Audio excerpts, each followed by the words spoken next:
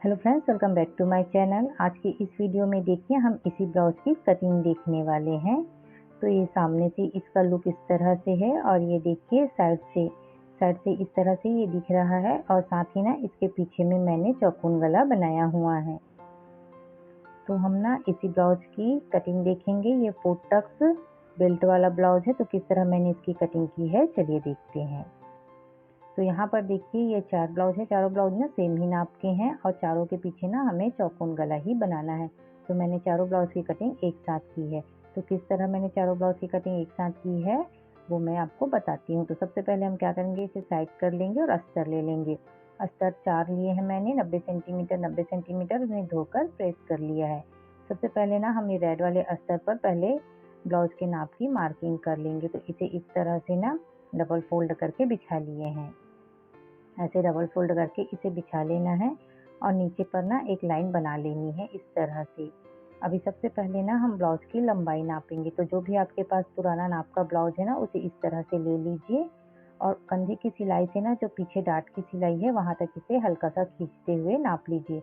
तो देखिए 14.5 इंच इसकी लंबाई आ रही है। तो यहाँ पर ना 1 इंच बढ़ाकर 15.5 इंच पर लंबाई का निशान लगा देना है। जितना भी लंबाई आ रहा है ना पीछे पल्ले में उसमें सिर्फ 1 इंच ही बढ़ाना है। आधा इंच ऊपर सिलाई का और आधा इंच नीचे सिलाई का।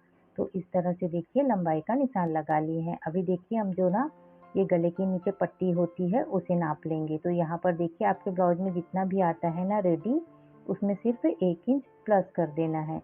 हाफ इंच नीचे सिलाई का और हाफ इंच ना गले की तरफ सिलाई का। तो आपका जैसे 2 इंच आता है, 3 इंच आता है, 4 इंच, तो उसमें सिर्फ ना 1 इंच सिलाई मार्जिन ऐड करनी है और इस तरह से निशान लगा लेंगे। फिर देखिए इस तरह से ना हमें गले डीप का निशान मिल जाता है। अलग से हमें गला डीप नापने की ज़रूरत नहीं होती है। उसके बाद देखिए हम इसका फुल बस्ट नाप लेते हैं। तो देखिए यहाँ से इसके फुल बस्ट 10 इंच आ रहा है और अपर चेस्ट भी हम इसका नाप लेते हैं। तो यहाँ से देखिए अपर चेस्ट ना इसका 9.5 इंच आ रहा है। तो फुल बस्ट इसकी 40 इंच है और अपर चेस्ट ना इसकी 38 इंच है। तो इस तरह से देखिए नाप लिए हैं। अभी हम शोल्डर का निशान लगाएंगे। तो यहाँ देखिए मैंने 38 का 6वां भाग लिया है। 38 को ना 6 से भाग दे देंगे तो जितना भी आएगा उतना हम शोल्डर का निशान लगा लेंगे। तो यहाँ पर 6.25 इंच आ रहा है। फिर आर्म होल ना हम 6.5 इंच लेंगे।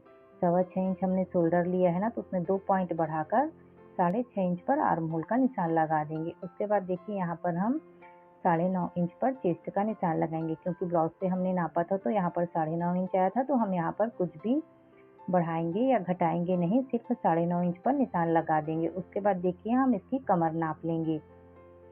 तो इस तरह से इसकी कमर नाप लेनी है और जितना भी कमर आता है ना उसका 4th पार्ट करके आपको निशान लगाना होता है। तो इसकी कमर ना 34 इंच आई थी तो उसका चौथाई भाग लेंगे और उसमें आधा इंच कमर की डाट के लिए ऐड कर देंगे। तो यहाँ पर देखिए मैंने 9 इंच पर कमर का निशान लगा लिया।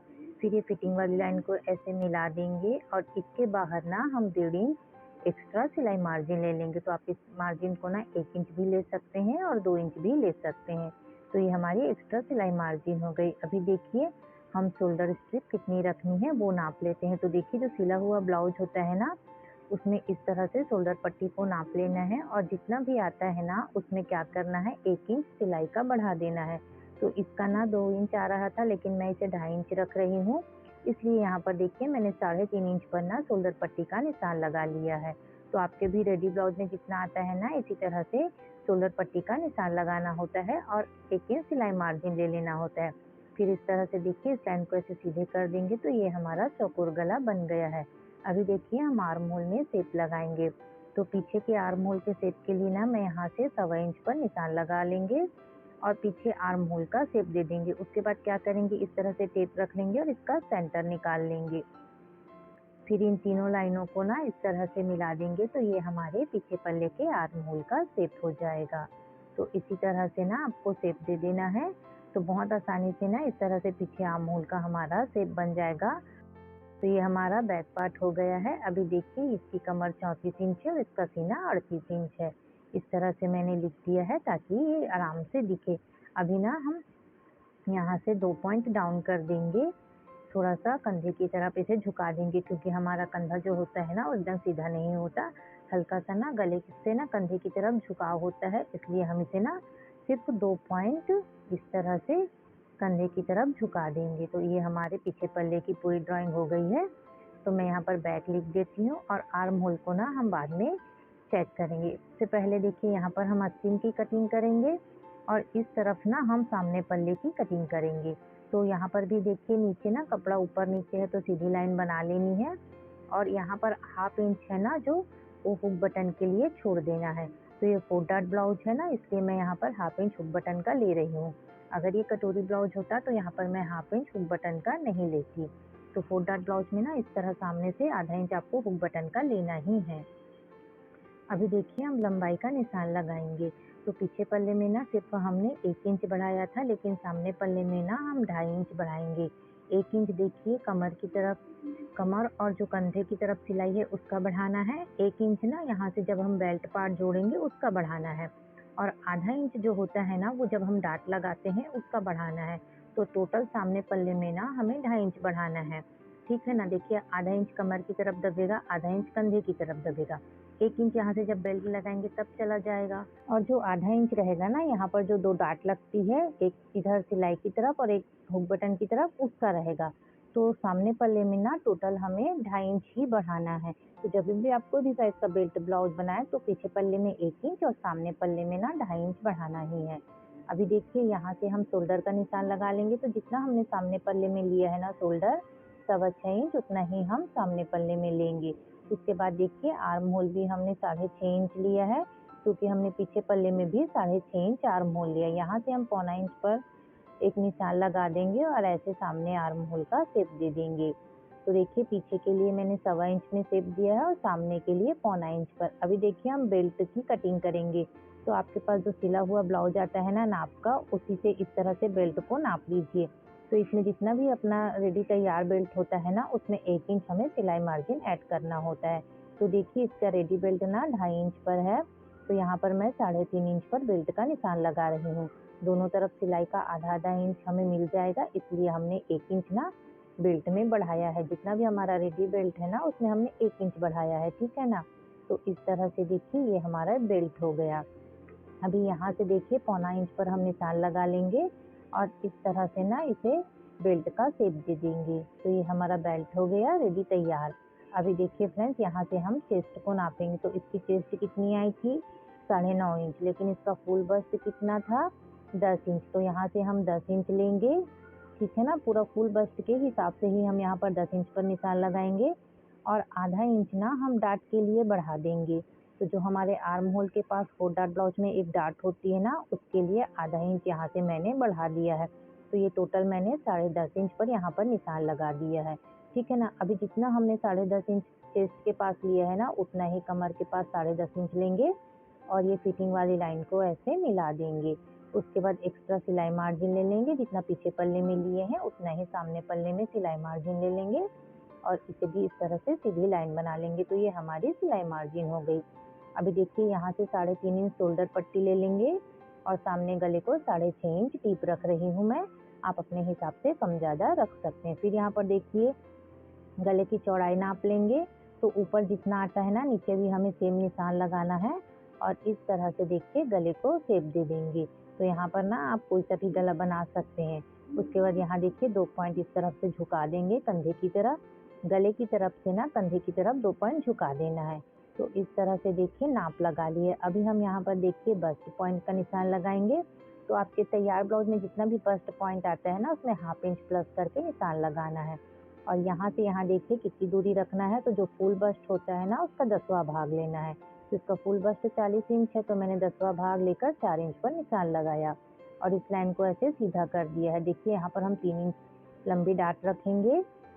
जो ये हमारी डाट है ना वो 3 इंच की रहेगी। उसके बाद देखिए इस तरफ से ना हम 1.5 इंच पर एक निशान लगा लेंगे।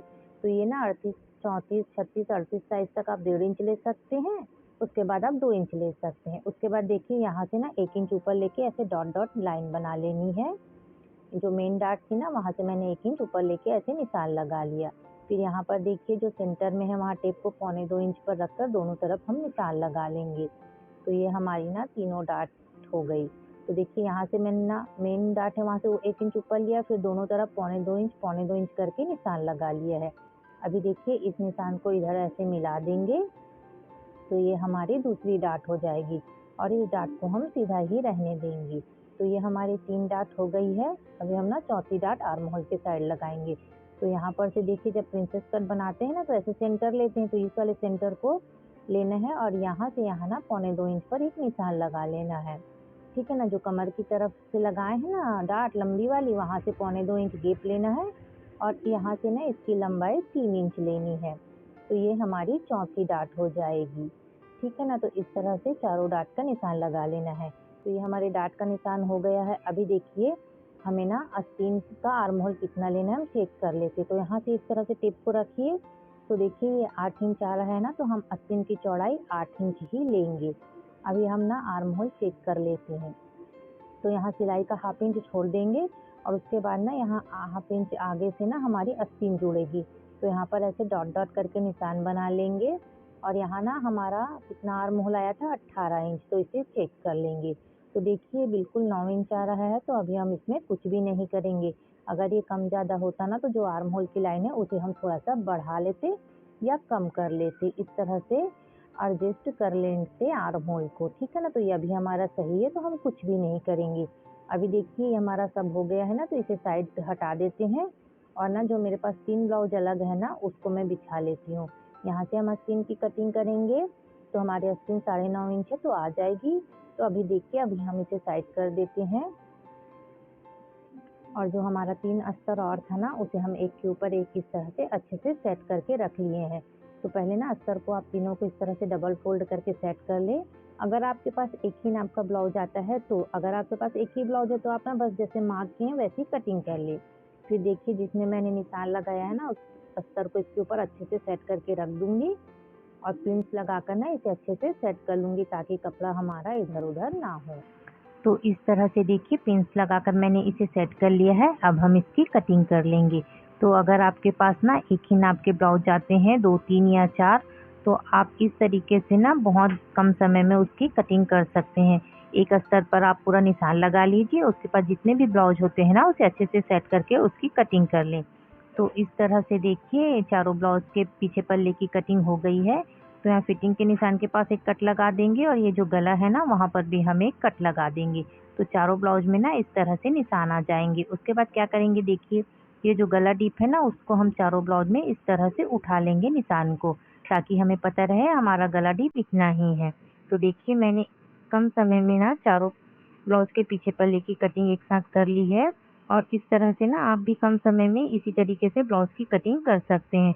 तो ये हमारा बैक पार्ट हो गया। अब चलिए हम फ्रंट की कटिंग करेंगे। तो फ्रंट पार्ट को भी देखिए मैंने इस तरह से सेट कर लिया है। चारों अस्तर को ना मैंने इस तरह से बिछाकर अच्छे से सेट कर लिया है और कपड़े को ना चारों तरफ काटने से पहले चेक जरूर कर ले। उसके बाद हम इसकी भी कटिंग कर लेंगे।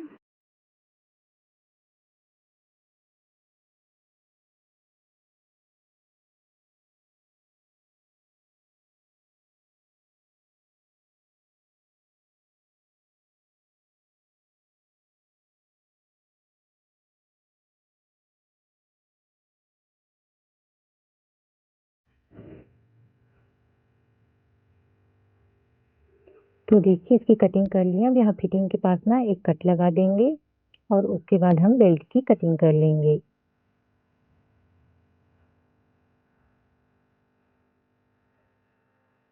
तो यहाँ से देखिए चारों बेल्ट भी हमारे अलग-अलग कट गए हैं।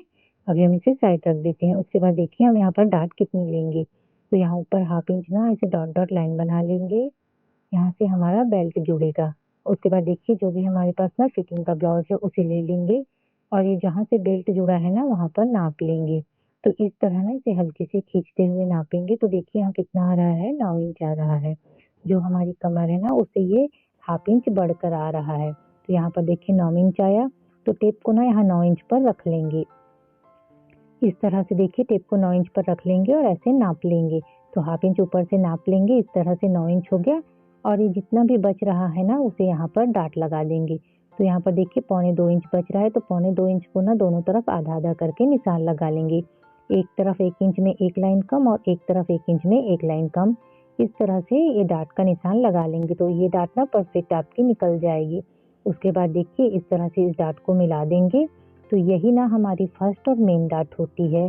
तो इस तरह से ही आप कोई भी ब्लाउज के लिए डाट का निशान आराम से निकाल सकते हैं। ये हमारी मेन डाट है और जो बाकी 3 डाट है ना वो आधा-आधा इंच के होंगे। तो ना इस तरह से हम डाट का निशान लगा लिए हैं। अभी देखिए इस डाट के निशान को ना चॉक से थोड़ा डार्क कर लेंगे और जो बाकी के 3 अस्तर है ना उस पर भी हम इस डाट के निशान को उठा लेंगे। तो इस तरह से देखिए मार्किंग व्हील ले लेंगे और इसे हल्का-सा ना इस तरीके से दबाते हुए इस पर चला देंगे। तो थोड़ा इसे ना आप दबाते हुए इस तरीके से चला देंगे तो ये जो डाट का निशान है ना वो आपके जो अस्तर है नीचे उस पर आ जाएंगे। तो इस तरीके से ना मैं सभी ब्लाउज में डाट के निशान को लगा लेती हूँ, फिर आप लोगों को दिखाती हूँ। तो इस तरीके से ना इसे थोड़ा सा दबाते हुए चलाएंगे तो जो नीचे वाले ब्लाउज होते हैं ना उस पर इस तरह से देखिए निशान आ जाते हैं। फिर अब इस निशान को भी ना हम डार्क कर लेते हैं। इसी तरीके से ना बाकी दोनों जो अस्तर है नीचे उसमें भी हम डाट का निशान उठा लेंगे।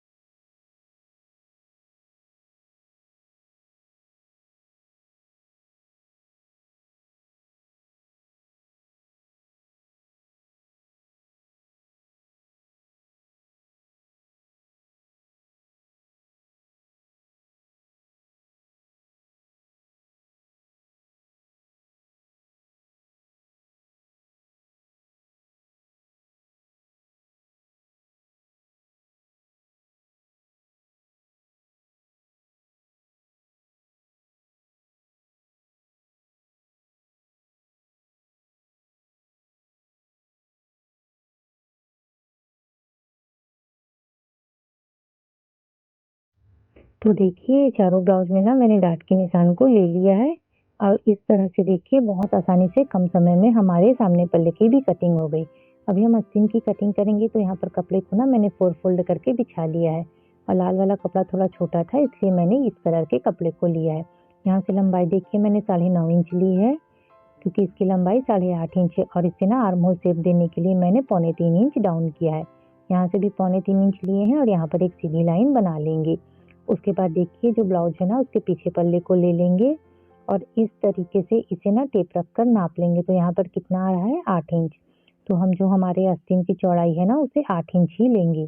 तो यहाँ पर जो 3.25 इंच पर हमने शेप देने के लिए निशान लगाए ना वहाँ 8 इंच पर निशान लगाएंगे और 1.5 इंच सिलाई मार्जिन ले लेंगे। तो यहाँ पर देखिए 6.25 इंच ना हम मोहरी लेंगे क्योंकि इसके आस्तीन की मोहरी 7 इंच है, लेकिन हम यहाँ पर 6.25 इंच पर निशान लगाए हैं। सिलने के बाद ना ये 7 इंच आ जाएगा क्योंकि ये हाफ इंच फोल्ड हो जाएगा तो ये बढ़ जाएगा। उसके बाद 1.5 इंच सिलाई मार्जिन लिए हैं और इस तरह से देखिए सबसे पहले पीछे आस्तीन का शेप लगा लेंगे इस तरीके से। उसके बाद सेंटर से ना हम बीच में एक निशान लगाएंगे। तो देखिए यहाँ पर क्या करेंगे, यहाँ बीच में एक निशान लगा लेंगे और यहाँ से ना फ्रंट आर्म होल का ऐसे शेप दे देंगे। आस्तीन जो हमारी फ्रंट साइड जुड़ेगी ना उसके लिए यहाँ से हाफ इंच हम गहराई दे दिए हैं। फिर इसे देखिए चेक कर लेंगे एक बार इस तरीके से। तो कभी भी ना पहले चेक कर लीजिए उसके बाद ही आस्तीन की कटिंग कीजिए। तो देखिए ये बराबर है। यहाँ से ना ऐसे लग रहा है 2 पॉइंट बढ़ रहा है तो हम बढ़ा देंगे, लेकिन जब हम सिलेंगे ना तो ये 2 पॉइंट कवर हो जाएगा। तो आप भी ना इसी तरीके से आस्तीन की कटिंग कर सकते हैं। और देखिएगा स्टिचिंग के टाइम में ना आस्तीन छोटी होगी ना आर्म होल छोटा होगा, एकदम परफेक्ट ही आएगा। तो यहाँ पर देखिए मैंने आस्तीन पे ना पूरा निशान लगा लिया है। अभी ना हम इसकी कटिंग कर लेंगे। तो जैसे निशान लगाए हैं वैसे ही हम इसकी कटिंग कर लेंगे। तो अगर आप लोग भी इस तरीके से नाप कर आस्तीन की कटिंग करेंगे ना तो कभी भी जब इसको आर्म होल में जोड़ेंगे तो ये छोटा बड़ा नहीं होगा, एकदम बराबर आएगा। तो स्टिचिंग करते समय देखिएगा कि आस्तीन ना हमारी बिल्कुल भी आर्म होल से ना बड़ी होगी ना छोटी, एकदम फिक्स ही आएगी। अभी देखिए हम क्या करेंगे, इसे इस तरह से खोल लेंगे और 2 पल्ले में ना जो हमने सामने का शेप लगाया है उसकी कटिंग कर देंगे। तो ये 2 पल्ले में हम गहराई दे दिए हैं सामने आर्म होल के लिए। और देखिए इस तरह से ना इसके निशान को, फिटिंग वाले निशान को इस तरफ भी हम उठा लेंगे। तो ये हमारे आस्तीन की फिटिंग का निशान दोनों तरफ आ गया है। अभी ना हम आस्तीन के आर्म होल को भी चेक कर लेते हैं। तो यहाँ से देखिए हाफ इंच डॉट डॉट करके निशान लगा लेंगे और इसे ना चेक कर लेंगे। तो हमारा आर्म होल 18 इंच है। तो ये कितना आता है देख लेते हैं। तो इस तरह से देखिए टेप को रखना है और नाप लेना है। तो इससे ना आप आस्तीन को कट करने से पहले भी नाप सकते हैं। तो यहाँ पर देखिए ये बिल्कुल 18 इंच आ रहा है। तो यहाँ ना हमारा ब्लाउज में ये आस्तीन बिल्कुल फिक्स ही आएगा। अभी देखिए हम इसे साइड करके रख देते हैं तो ये आस्तीन भी हमारी कंप्लीट हो गई। अभी देखिए बैक पार्ट भी हो गया हमारा, आस्तीन भी हो गया और फ्रंट पार्ट की हमने कटिंग कर ली है। अभी देखिए जो हमारे ब्लाउज पीस है ना उसे ले लेंगे और जितना अस्तर हमने कट किया है ना उसको ब्लाउज पीस पर रखकर पूरे ब्लाउज पीस की कटिंग कर लेंगे। और ये रेड वाला ब्लाउज है ना फ्रेंड्स, इसको मैं पूरी स्टिच करके आपको दिखाऊंगी और इसको पहन कर भी दिखाऊंगी कि इसकी फिटिंग कैसे आती है। तो वीडियो देखने के लिए धन्यवाद। मिलते हैं नए वीडियो में। Bye bye friends.